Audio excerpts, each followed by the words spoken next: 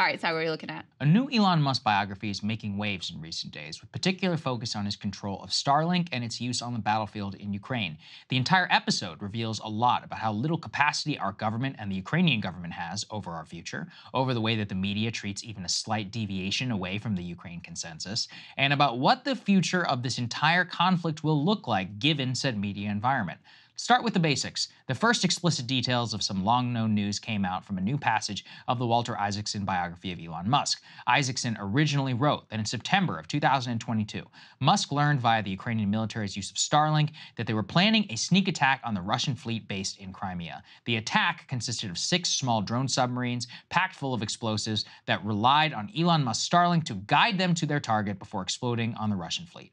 Upon learning of the attack, per Isaacson's telling, Elon decided that he should switch off Starlink access because he believes such an action would escalate the war, and that based upon communications to give him from the Russian government, that it could lead to a retaliatory nuclear strike. The claim, which corresponds with multiple other reports of different instances where Elon's direct intervention had in the war, set off a firestorm of criticism. Elon is taking the Russian side. How dare he cut off the Ukrainian access? The Ukrainian government, which itself is literally entirely dependent on Starlink, even tweeted out a direct condemnation of Musk. Top advisor Zelensky said this quote, "By not allowing Ukrainian drones to destroy part of the Russian military fleet via Starlink interference, Elon Musk has allowed this fleet to fire caliber missiles at Ukrainian cities." He further accused Elon of, quote, "desperately wanting to defend war criminals and their desire to commit murder." The media had a field day with this. They accused Elon of undermining the Ukrainian cause and even of treason. Here is Jake Tapper on CNN pressing Secretary of State Anthony Blinken. Why is the government not punishing Elon for his transgression?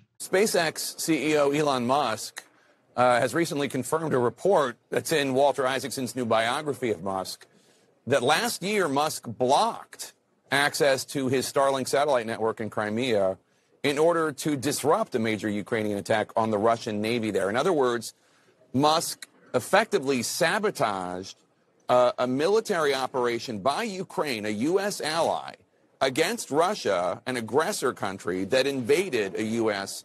ally. Should there be repercussions for that?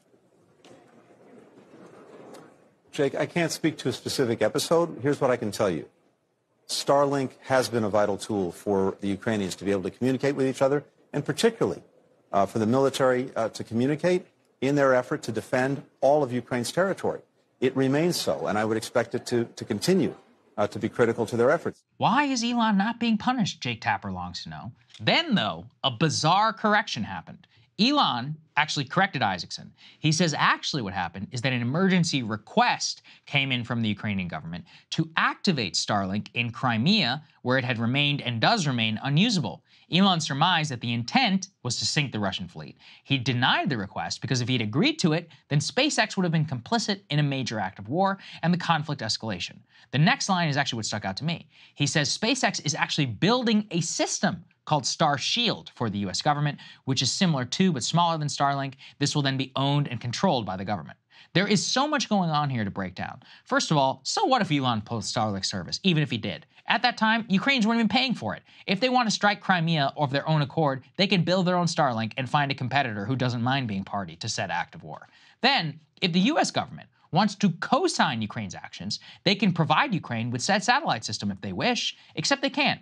For all the money in the world that we spend in our military, it reveals how vulnerable that we actually are. We don't make anything in-house anymore. The government is a clearinghouse for checks from the Congress that get sent out to private companies and defense contractors like SpaceX.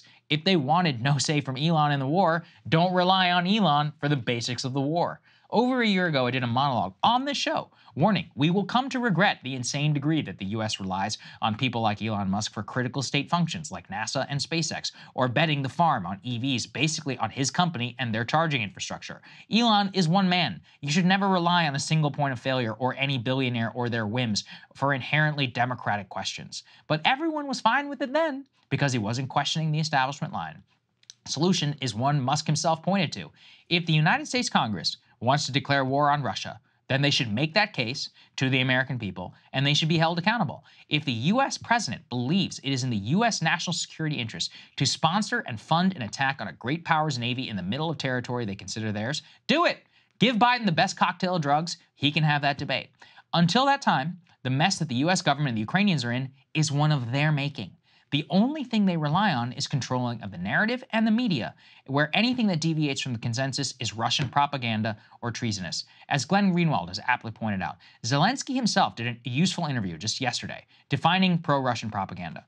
Zelensky says this, quote, "If you're not with Ukraine, you are with Russia. If you are not with Russia, you are with Ukraine. If partners don't help us, it means they will help Russia to win. That's it."